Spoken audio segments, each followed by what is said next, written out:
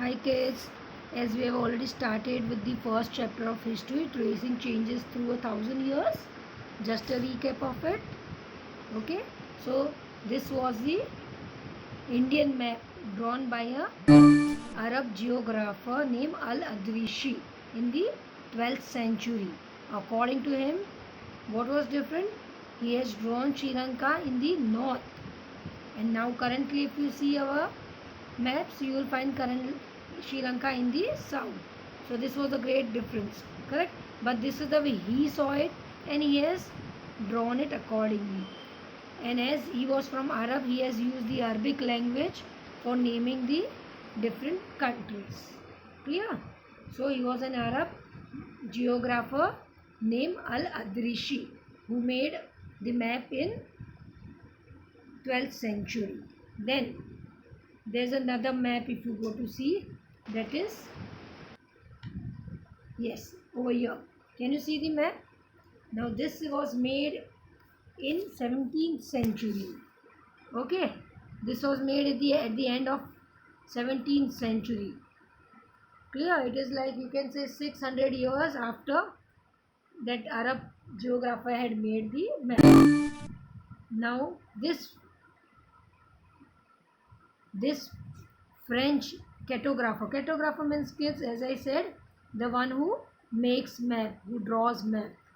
This French cartographer, he has drawn map little bit which is near to what we are having now.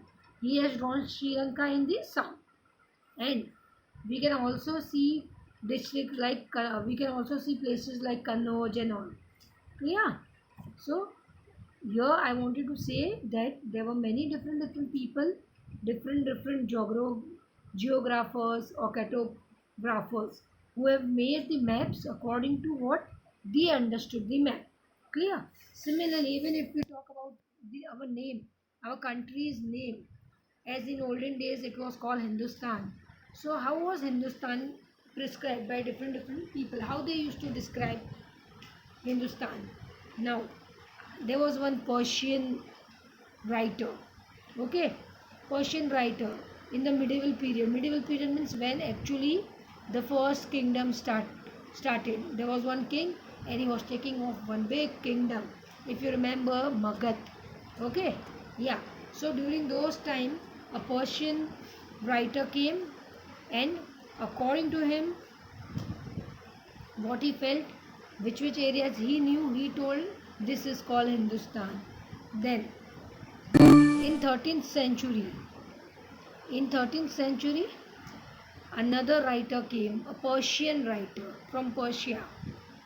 His name was Siraj. Minhaj-e-Siraj, okay, a Persian writer. He saw the Himalayas and the Ganga Yamuna flowing, and he heard about the Sultanate of Delhi. Sultanate means the king of Delhi. So he, according to him, Hindustan means the area all the way from the Himalayas till Delhi. That was called as Hindustan for him.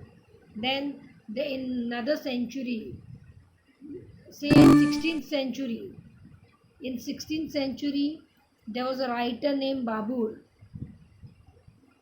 According to him, he saw the geographical areas. Kids, what do you mean by the geographical areas? The mountains, the rivers, the jungles, and where the people are living. And he named Hindustan according to only those areas where he could find these things. Clear? Yeah. Then there was a poet named Amir Khusro in the 14th century. What he did, he was a poet. So he specified Hindustan in his poem. In which way? The way the culture, he saw the culture, different cultures in Hindustan, and he predicted Hindustanis as per the cultures, like the different worship places, the different festivals celebrated, the clothing, okay, the type of food eating. So he specified Hindustan into different cultures. So this way there are different people who wrote about Hindustan or who has described Hindustan in their way, the way they have understood. Yeah. Now kids, now in present, if any person not from our country, any outside country comes into our country, we say he or she is a foreigner. What we say, kids? He or she is a foreigner. But in olden days, in Persian language, it was called as ajnabi. Any person whom another person meets for the first time, then that person was known as a ajnabi. Okay.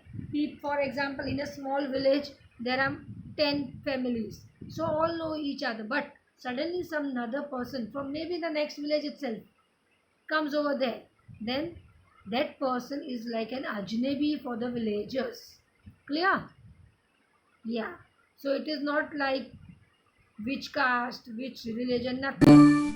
First time if a person enters into that place, which no one has seen though that person before, so that person was called as Ajnabi in Persian language. Clear all of you this much? Okay kids, see you. Bye bye. We'll continue next week. Okay? Yeah, bye. Next lecture.